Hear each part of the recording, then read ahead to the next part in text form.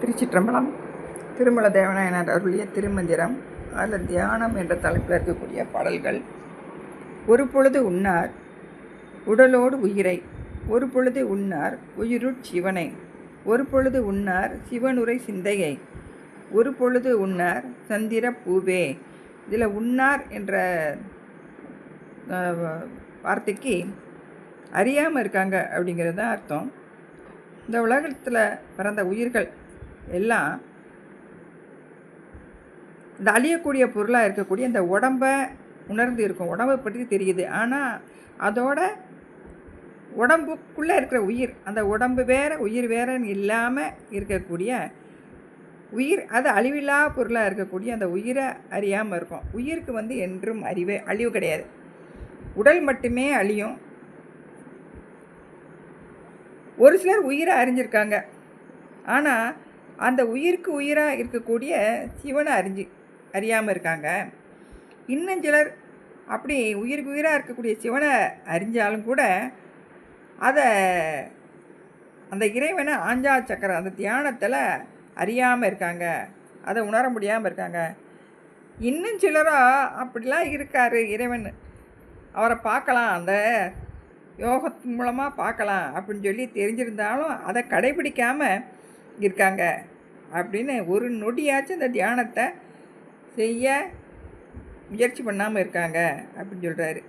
ஒரு பொழுதும் முன்னார் சந்திரப்பூ அப்படின்னா இந்த ஆஞ்சா சக்கரத்தில் வெண்ணிறமாக இருக்கக்கூடிய தாமரைப்பூ போல் இருப்பாரா இறைவன், அதை தான் சந்திரப்பூ அப்படின்னு சொல்லி சொல்கிறாரு.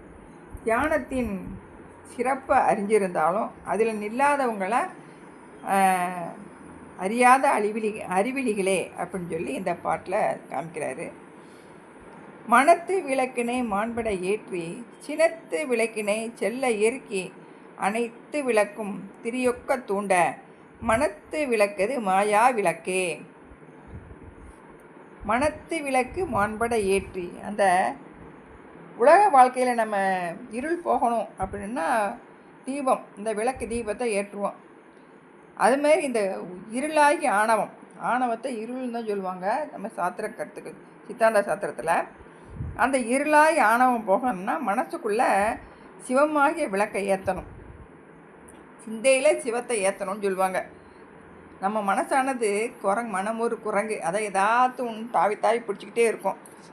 அப்படி சிந்தனை மாறி மாறி ஓடிட்டே இருக்கிறத அந்த இடத்துல சிவத்தை நம்ம நிப்பாட்டினோம்னா மனமானது ஒடுங்கும் அப்படின்னு சொல்லுவாங்க.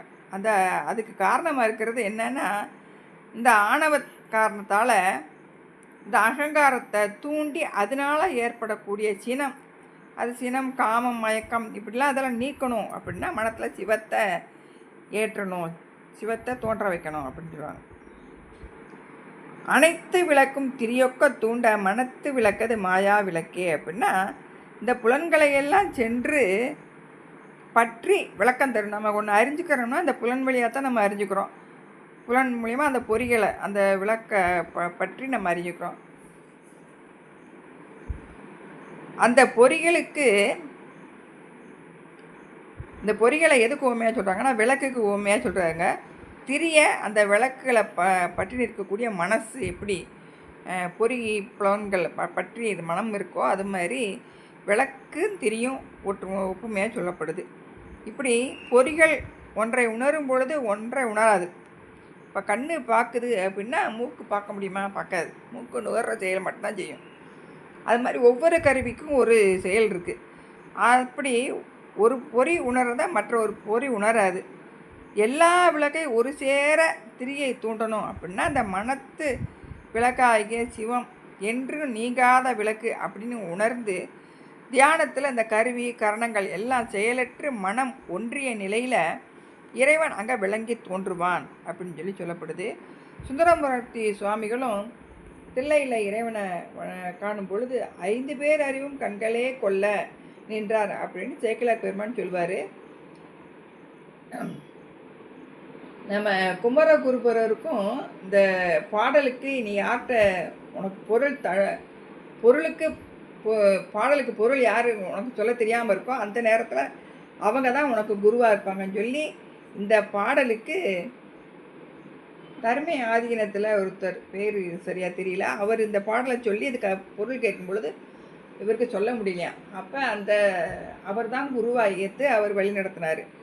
அப்போ இந்த 5 பேர் அறிவும் கண்களே கொள்ள அளப்பரும் கர்ணங்கள் 4ம் சிந்தையே ஆக குணம் ஒரு 3ம் திருந்து சாத்வீகமே ஆக இந்து வாழ்ச்சடைய நாடும் ஆனந்த எல்லையில் தனிப்பெரும் கூத்தின் வந்த பேரின்ப வெள்ளத்துள் திளைத்து மாறிலா மகிழ்ச்சியில் மலர்ந்தார் அப்படின்னு சொல்லி சொல்லுவார் இந்த பாடல்.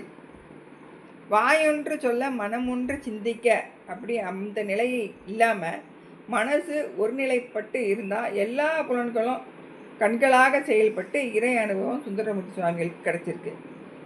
நம்ம மணிவாசக பெருமான் சொல்லுவார், மாறி நின்று என்னை மயக்கிடும் வஞ்ச புலனைந்தின் வழி அடைத்த அமுதம், அந்த எனக்கு உள்ள ஊறி நின்று எழுந்த எழுப்பரம் ஜோதி, அந்த இறைவனை அந்த புலன்கள் எல்லாத்தையும் மடக்கி மன ஒருமைப்பாட்டோடு நிற்கும் பொழுது இறைவன் தோன்றுவான்.